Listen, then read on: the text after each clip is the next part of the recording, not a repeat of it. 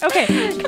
Hey everyone, welcome to Mamá Cita, your weekly mama date where we discuss all things momming while Latina. Hi, I'm Wendy. I'm currently a stay-at-home mom by day and flamenco dancer and writer by night. I live in the suburbs. I'm raising 2 bicultural children. I'm from El Salvador, but grew up in Los Angeles in a very traditional Latin household. And I'm Alex. I'm a single mom of a fabulous 5-year-old girl. I'm an artist, actress, and dancer living in LA. My life is not so traditional. We've been friends for over 13 years, and trust us, figuring out motherhood is way more fun with your fellow Mamá Citas. I'm thankful that my kids are growing up in an era when the worldview is shifting on so many topics, specifically those around gender. They will be able to define themselves as they see fit and will not be shackled by cultural expectations. What are those cultural expectations? So my son doesn't have to be the breadwinner if his wife makes more money than him, or if his husband makes more money than him, or domestic partner, or whatever it turns out to be. Mm-hmm. Same thing with my daughter. She does not have to be the nurturer in her family and care for the children and the grandparents and all that jazz the way that I do. You think that those cultural expectations are still like relevant at this point? I think they are. That's funny. I don't feel that way. But I think it's because I'm still married. I see a lot of moms who are still, you know what I mean? Like in the mom circle that I run in, like the couples are still together and there is that role where like the mom takes on most of the mothering, even if she does work, whether she works full-time or part-time, that is her role. She is the mom. And then the husband is out in the world doing stuff, even if he does partake a lot with the child rearing. The roles are still there, and they're very apparent because they just are. I mean, this is just the society I'm living in right now. And so these are totally normal situations for me. I don't see it that way. Well, first of all, because I work and I have to work. I shouldn't say I have to. I mean, I do have to work, but it's also by choice. Like, I would not want to stay at home and be a housewife. Oh, my God. No, that sounds like the worst thing in the world. I can't deal with that. But there's so many people in the entertainment industry that they're working, they're working moms and they make so much money, whether, they have a husband or not, whatever, they're still going to do their thing, Yes, but I can assure you that even if they're working moms and they're still making a lot more money than maybe their partner, most of the mothering decisions are still on them. So in a way, they're still following the traditional gender roles set up by society. Whether you make the money or not, whether you're a working mom or not. I mean, this is why during the pandemic, all these moms are going crazy, right? Because they still have to work, but now they don't leave the house. So they work at home, and then they're still working at home, and they're still working at home. I mean, it's called the double shift. You work, and then you come home to work, because you're still supposed to take care of the kids, the dinner, the household management, all the things related to your children and your family. I mean, this is a thing. I'm not making this up. It's called mother burnout. The New York Times just had a whole thing about it, especially covering moms during the pandemic. Yeah, because you never stop working.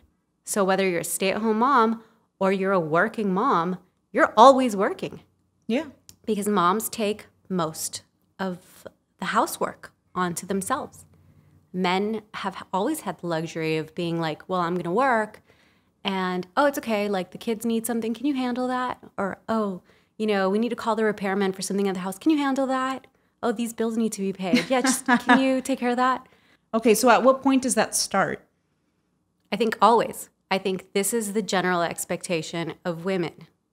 When you're a little kid, your gender is very fluid. I think that gender is pretty much imposed on children, right? It starts from the womb.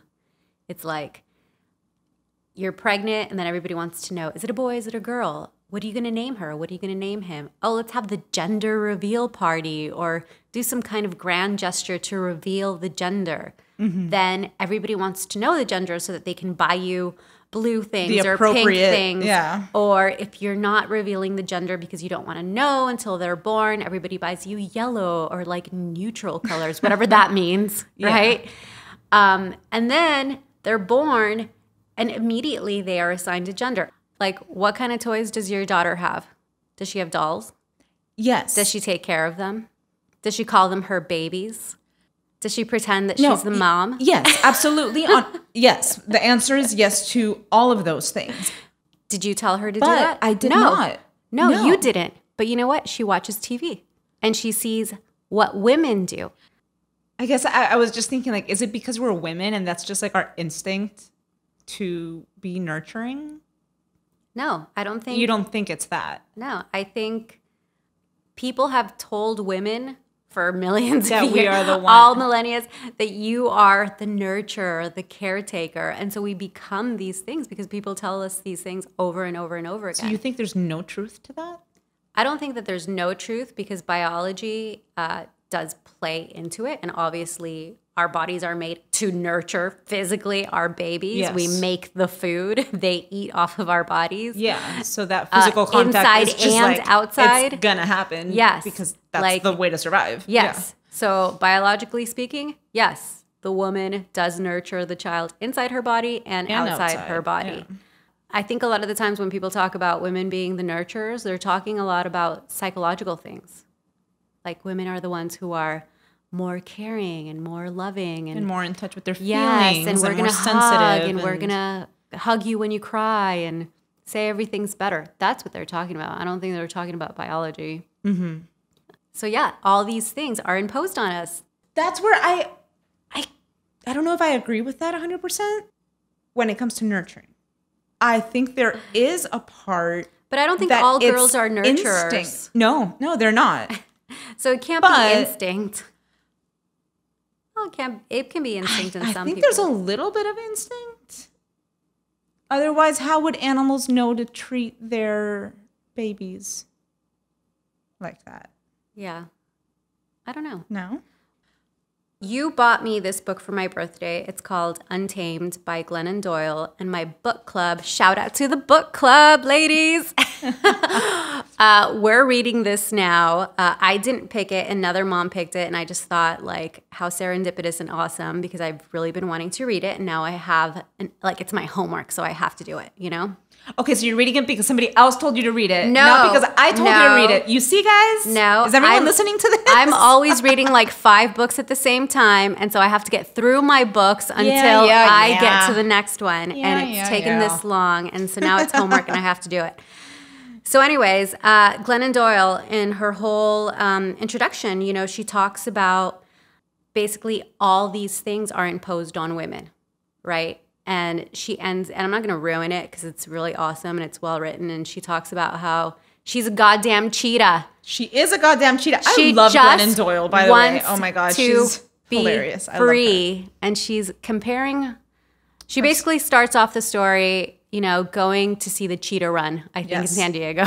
It's just what I want to do with my son because he loves cheetahs. But you know, this cheetah was born in captivity, and she puts herself in this cheetah's, you know, place. In the role of the of the and cheetah. she talks about how the cheetah doesn't know any better because the cheetah was born in captivity, but still all she knows. looks longingly out into the world and thinks There's this like There's inner something fire, else. like this Yes. desire to do something more because Yes. she belongs somewhere else. exactly. So in a way, I totally feel like a cheetah. yeah, Glennon, I'm a cheetah. Glennon. Glennon. So we confine ourselves to these roles, right? And we put gender roles on children before they're born. This is why I was saying no, gender you're right. is You're definitely imposed from the womb, and it's a thing. And you know what?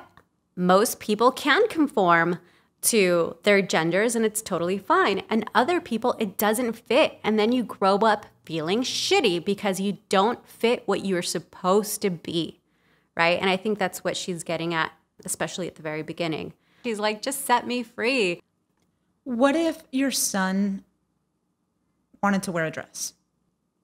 Like, how would you deal with that? You would just... I wouldn't. I'd be like, which dress do you want to wear? Wear the dress. Yeah. And if somebody asks you, you just say, I want to wear a dress today, and move on with your life. Yeah. So my daughter plays with quote unquote boys' toys. Why? Because I just refuse to buy toys.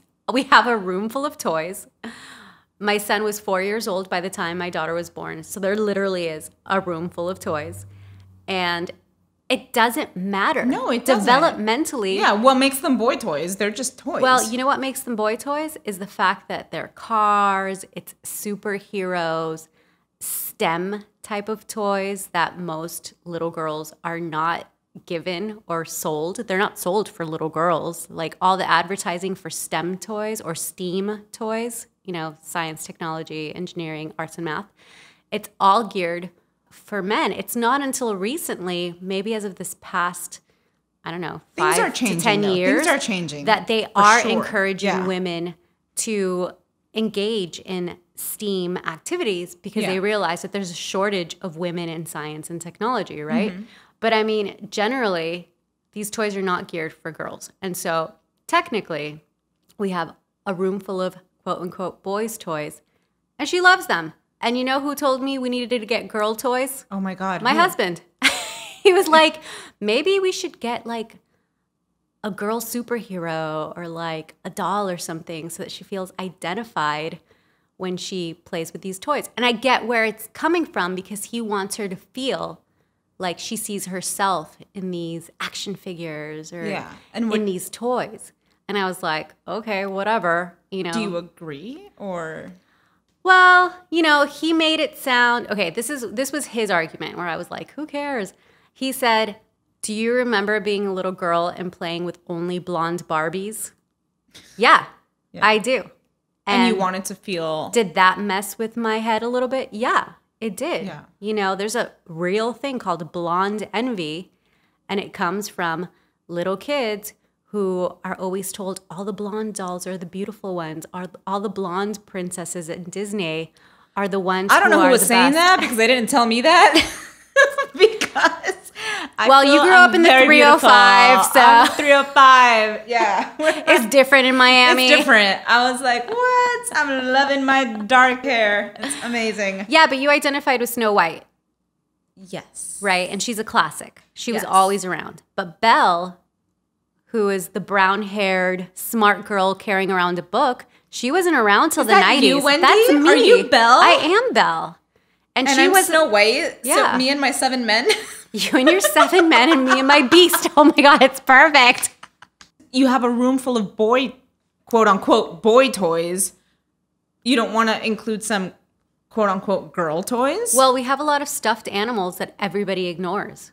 Nobody cares about the stuffed animals. Oh, Sophia loves stuffed animals. No, my kids are like, who cares? Bring on the cars. Bring on the Legos. Oh you know, God, let's Legos. play with the Play-Doh. Sophia's obsessed with Legos. Yeah, and that's wonderful because it's a STEM or STEAM toy. Yes. That's so, like all she does all day. I think baby dolls are important too. Yeah, but both boys and girls should have Yes. baby dolls so that they can learn to nurture. And care. That's exactly what I'm getting at. Yeah, I think but it's this doesn't happen. This doesn't happen. Yeah, boys should have baby dolls too and practice that feeling of like caring and being gentle. Mm-hmm. I agree.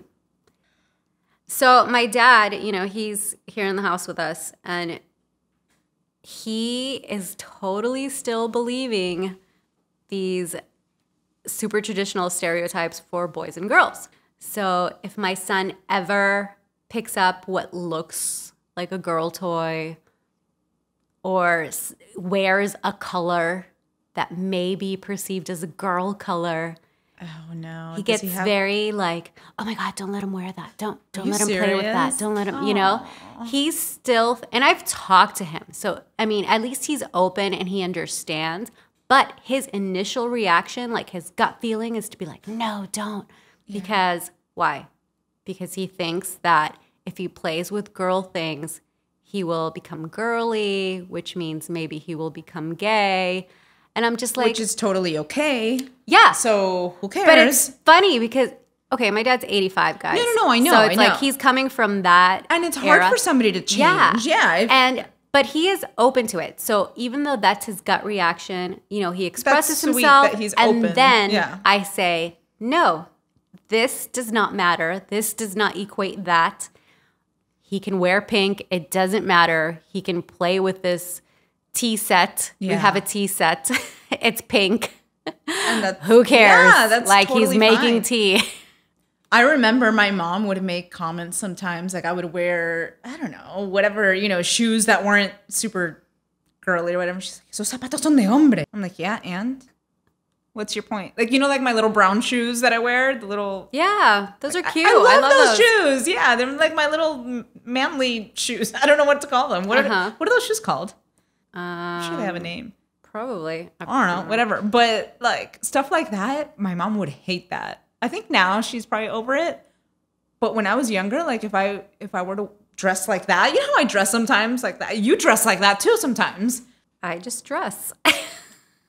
Yeah, sometimes you dress like an abuelita. And Like a little sometimes I abuelita. dress like an abuelito. So okay, so those were my abuelito shoes. Okay, I will post a picture with my abuelito shoes.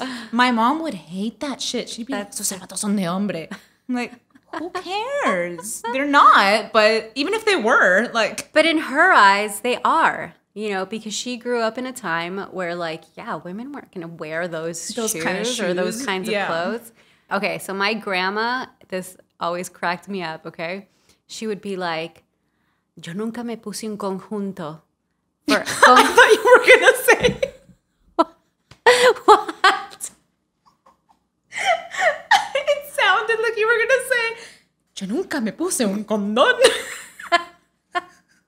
I said grandma, like, not grandma. No, I know. That's why I started laughing. So I'm like, wait, what? What are we doing? Well, obviously not. Un conjunto.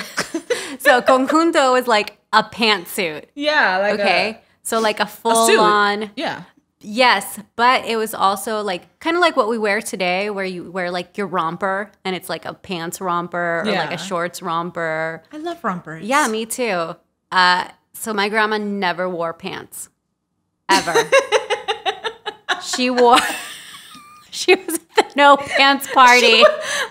Yes, the no pants party. Ah, She was the original no pants party hilarious. and she wore a skirt or a dress every single single day. day. Every single day because she's a lady.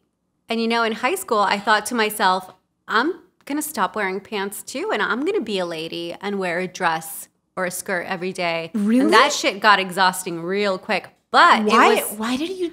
It was just an experiment. Well, you just went no. through a phase. it was a phase. And also it was like, do you remember Clueless? No. I mean, I know what it is, but I think that was So- a little before my Yes, time. yeah, It was because I'm a before my little bit time. older than Yeah. you. So like Clueless, Alicia Silverstone wears like the cute little plaid skirt with like the tall The knee-high socks, knee-high right? I do remember socks. the look. Yeah. Yes. So we were all about that look. Oh, that's a cute look. It is a very, It's a cute look. So it was that and like little sundresses with like cardigans, like we Yes, dressed up. like super girly. Yeah. It's cute. Yeah, so I like that. when you say super girly, that's another thing, right? Like when we talk about these things, like why are these things considered super girly? I know. part of this time that we're living in, everybody is so open and all that, but then it's like I'm afraid to talk because I think I'm gonna mess up everything I say because I'm not speaking about it correctly. You know what I mean? Like, Yes. I don't want to offend anybody. Like I just said it's super girly but I don't mean anything bad by it. I'm just saying that's super girly. Like it's cute. I know, but But why is cute somebody's associated gonna- with girly? Yeah, somebody's I know. gonna get offended, and you know what? I'm so sorry, but that's the only way that I know how to Yep. refer to those things. Like I don't know any other way. I don't know. Isn't it hard sometimes to live in a like in a moment like this? Yeah, where the world is shifting and the language is changing, And the you have language to is keep changing. It's like up. the Latinx thing. Yes. It's like that situation. Like if you don't keep up with the times, oh my God, I'm like the pronouns and all that. No, I know. It's really hard to keep up, okay, with Like, how what is fast everything is changing. politically like correct? Like, how do you describe a look like that? Like the clueless look. That's freaking cute and girly. Like, what? Well, there's nothing wrong with saying it's girly. It's Maybe not I would describe it like manly. a schoolgirl uniform type of outfit, right? With the plaid skirt and the knee-high socks and the little Pero cardigan. por eso it's girly. Yes, because we have deemed that to be girly. Okay, but at I some know, point I know. you gotta I'm just- parar de joder, and because there are things that are girly, Girly and boily. yeah, girly and boily. Now here's the thing: a boy can wear something girly. I'm okay with that. And my dad has a heart attack when Soren wears pink. But my point is, a boy can dress in something girly, and a girl can wear something boyish. Like, that's fine. I'm just talking about like the outfit. Can we agree on that, or is that still wrong? Like, I don't know. People tell me, am I calling everything by the wrong name? Like, is this not okay? I think the bigger issue is that we have to keep up with, I don't know, all the new definitions of what it means to be a boy and a girl, because we both have kids. We have a girl, we both have girls, and I have a boy as well. And so we got to keep up so that we can teach them what is appropriate, so that when they go to school, they're not like Saying the wrong thing and calling their friends by the wrong pronoun, or telling their friends that this is wrong because they're wearing pink that day, or don't be a girl. You know what I mean? Like, we got to educate our children, and that's why I try to keep up, and I don't do a great job about it, but I try. Me neither. And these are things I think about, right? Okay, so I have to bring up One Day at a Time because, you know, I love that show. Yes. And have you seen the episode where Elena brings up like all the pronouns and the she, they, zer, like, oh my God, it's so funny because the abuelita's like, who, what? It's just, she's like, what is going on? I know. And most days so I feel confusing. like abuelita. Yes, me too. Me too. You know, like, Elena's super cool and I love woke. her. And I know I just said that and I'm like the old lady using the word woke. But Yeah, like, abuelita. Yes. you know, I'm totally the abuelita sometimes. And I'm trying, you know, I'm trying to keep up. And it's really, really hard because it is. You have to change your whole way of thinking about things. And that that's takes hard. effort. Yeah. It takes a lot of effort. But we have to do it because we have small children. And I don't want them to not be able to talk to me because I'm not keeping up and I'm not relevant. You know, I don't want them to dismiss my opinion because all of a sudden they feel like they're smarter than I am about what's going on in the world because I'm not keeping up. I'm saying the wrong words, even if my meaning is, you know, helpful or informative or correct or whatever. Yeah. But I'm not saying it in the right words that they can associate with. I don't want them to dismiss me because of that. And so I have to keep up. Yeah. And right now I've You're been able right. I've been able to get away with it for a while because my oldest kid is 5. So you still have time to catch up. Yes, Shit, but I gotta catch up because you're right. Yeah, but because you know you're what? right because my intentions are good. I just don't know how to call things nowadays because everything is so different. And like I don't know how to. I find myself lacking the words or not being able to explain in the moment. And so, yeah, you make fun of me about the books, but that's like the only way I can learn because I'm not making this stuff up and I'm not going to lie to him and pretend. And I don't want him to go to school and say the wrong thing and be uneducated. I want him to be as open as possible, you know? We definitely have had more opportunities to become who we are more than our mothers did. But I think at that time, there was a stigma associated with being a feminist. So growing up, I thought feminists were angry women who hated men. Yes. I agree with that. And so I think... I mean, I agree with the thought. Yeah. I think feminism had a really bad rap. Yes. Especially if you came from another culture.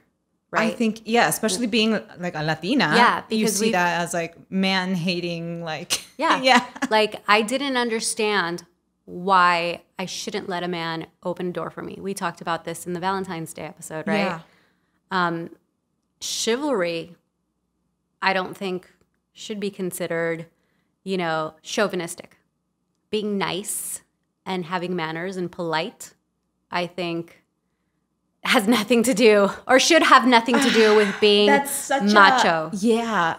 But it is. But it's every action has so much weight, right? Exactly. And when I talk about us growing up in two cultures and straddling both cultures, that was a conflict that I had in my mind because I grew up, as a Latina who's like, okay, well, men have to open the door for me because it is polite, right? Yeah. It's all about manners. Walk on the right side of the street, because that's what the men do. It's the manly thing to do. But then that goes back to these gender stereotypes and roles.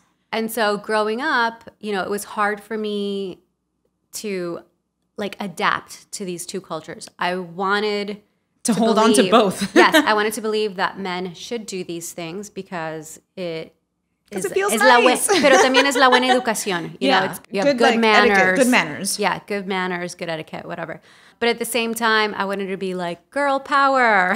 I can do these things for myself. And I know you talked about this in the last one, but I think feminist had a really bad reputation, I think, in the 70s and 80s because it was an extreme. It turned into, I'm not saying it really turned into this. I'm saying society made it seem like feminists were angry women who hated men. And so that's what I thought. And so I didn't want to associate with that. You didn't want to be that. No, even though I was all about girl power, I didn't identify. So you believed in the ideas, but you didn't want to be an angry woman who hates men. Yes, and I also wanted to reconcile the fact that I'm a Latina and I do expect these things from a man who has a good education and good manners. So it's very confusing, It's hard to navigate, especially as a young woman dating. It was like... So in conclusion, what? How do you deal with that? I don't know. I just made it up. Yeah. As I went along. So how do we treat women equally, but still... This is like what you were talking about where you're teaching Soren. Yes. It's hard to verbalize. Yeah. Okay? Because how do I reconcile all these things? Treat the women with respect, but treat them as equals without having special treatment because they're girls or whatever. We don't want special treatment, yet we do want... I confuse myself with this. I know. Yeah. It's hard. It's hard to verbalize. We don't want special treatment, but we want to be treated equal, but with respect. Did I just say the same thing twice? You know what I'm trying to say. Yes, I do. And it's really hard to verbalize. This is what I'm saying. It's hard to explain and hard to digest. So when I think about it, in my head, it makes sense. But right now I'm trying to explain to you my thought process of reconciling these two things, right? And I would really I would love to hear a man's point of view on this. On all these little things, por ejemplo, just as a silly example, opening the door for a woman. It's not because I can't open the door myself. I'm perfectly capable of opening the door, but I expect you to open the door because I am a woman and you're a man. What do they think? Do you have these conversations with your husband? Is he going to teach Soren that he needs to open doors for women? I think I'm teaching Soren all of these things. And he's going to follow the example of his father. And so we talk about this all the time. And your husband does that? Yeah. I think a lot of the times these actions are also associated with courting, right? Yes. So if I'm going to date you, I'm going to treat you like this and I'm going to bring you the flowers and open the door and pay for the dinner. And it's not because he doesn't think I can do these things for myself. It's just... And it's not because of gender. No, I think these are actions that come with courting. And so sometimes these actions are taken the wrong way and women think, oh, I can open the door for myself. I can pay for my own dinner. You don't need to buy, and that's fine. But I don't think the thought process. And you don't think it's a patronizing thing? No, I think if it's done in the right way, if it's done in a shitty way, hey, baby, don't worry, I got you. You don't have to pay for it. If somebody's telling me this, then I'm going to be like, ew, shut up. I got me, Yeah, I got this. But if it's a natural situation where we're at dinner and, you know, the check comes and he's like, here you go. Like, take this away to, you know, the waiter or whatever. Back when we could go to restaurants and have dates and go to places. Then it's fine. Bringing it back to gender roles. Are you going to teach your son that this is expected from him because he is a man? Or he will be a man? I am going to teach my son this, and I'm already teaching my son this, not because he's a man, but because es parte de la educación. Manners are a big deal in my house. Por ejemplo, you're not going to teach Alouette the same thing that you're going to teach Soren. I'm not going to teach her to Or open are the, you? Well, I'm not going to teach her to open the door, Because but I then will you're tell her. imposing gender roles. Yeah, but these are also cultural norms that are associated with manners and etiquette. So And- are you going to teach, and like, I'm not trying to be like a bitch No, I asking know. you all No, these I questions. know. I'm just like trying to Yeah. like pick your brain here. I don't know. What Yeah. like, are you going to teach Alouette to expect a man to pay for her if they take her out on a date? I'm not going to teach her to expect it. Or- I'm going to say if someone's taking you out on a date for the first time, they should pay. Let them pay.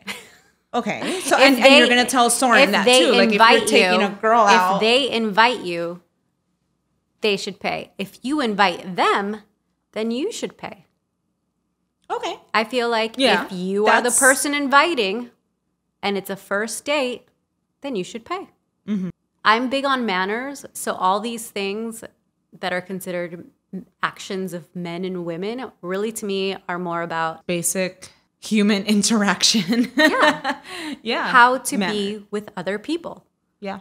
you know? So I'm not putting the pressure of like Like you have because to do you're a this because you're a man. boy, or you have to No. do this because you're a girl. It's just be a nice human being and Yeah. have some class. Yeah. Class is a whole other very weighted word. Okay, but sorry. yes. Have some educación. Yes. Have some It's manners. educación, manners. Yeah, have some I'm big on manners. those, you know, and I tell my son when you Yeah. No, I greet agree. somebody, I agree. look at them in their eyes, you know, say hello, how are you? If you like something about them, tell them. It makes people feel good about themselves. It doesn't matter if it's a girl or a boy. So if he Yes. ever says, you look nice today, or I like your shoes, your hair looks pretty, whatever, I tell him, I'm like, these are the ways that you comport yourself in society. Yeah. And because you should be a nice person. Yes. Be a good human being. Yes. Be nice I to agree. people. I totally agree. And I'll do the same thing with Alouette. Like, look at people in the eye. If you like something about somebody, tell them. Don't be afraid. It makes them feel good. Aw, you're such a good mommy. Oh, thank you. Oh, I like that. Okay, so I worked in a high school as the after-school programs coordinator, and I ran all these camps and these fun activities, and so I was in close contact with all these teenagers. And I remember one summer, it was a 9th grade class coming in. Okay, so they were freshly out of middle school, first time they were setting foot on the high school, and they were all super cute and excited, and we're running all these camps so that they can get used to high school and meet older students and get to know their whole class.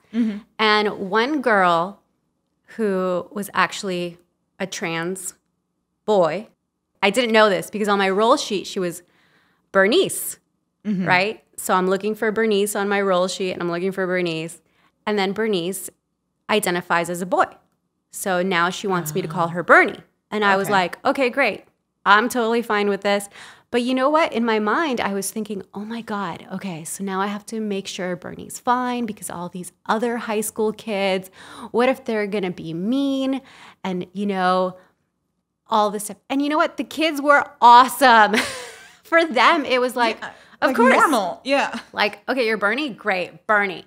Like, we're on it. It doesn't matter. No big deal. Yeah, Yeah. moving on with life. And I loved that so much. And I realized then, like, how much the world has changed since I was a kid. Because this would never have happened when I was a kid growing up, especially in middle school. Bernie would have had a real hard time with all the bullies, all the mean kids, all the mean girls. Yeah. The teachers who would not have been understanding and made Bernie conform to being Bernice, Yeah. you know? Can you When- imagine how difficult that must be? Yes. And so that's why I say I'm really thankful that our kids are growing up in an era where we're so much more aware of how gender can be fluid Yeah. and how gender is imposed. And they're free to make their own yeah, choices. that we can change our minds. We are not confined to our biology or our culture or the traditions. And that's that. Mamacitas, what do gender roles mean to you? What gender stereotypes do you conform to? Which do you challenge? How will you explain gender roles and gender stereotypes to your kids? On the next episode of Mamá Cita! Good girls. This is a podcast about starting conversations, so share your thoughts. Leave us comments. Send us pictures of your mama date. Mamá Cita. Mama date. Follow us on Instagram and Twitter at Mamá Cita Podcast. And if you want to talk to us live, look for us on Clubhouse. New episodes out every Friday, so don't forget to subscribe. And if you like what you heard, please give us 5 stars and leave a review. Thank you for listening. Mamá Cita Podcast is created, hosted, and produced by Wendy Castellanos-Wolf and Alexandra Rosso. Edited by Alexandra Rosso. Our sound engineer is Scott Wolf, and our theme song is based on Drume Negrita, a Cuban lullaby, arranged and recorded by Scott Wolf. Also, check out our Mamá Cita blog by Wendy Castellanos-Wolf. Find that and more at mamacitapodcast.com.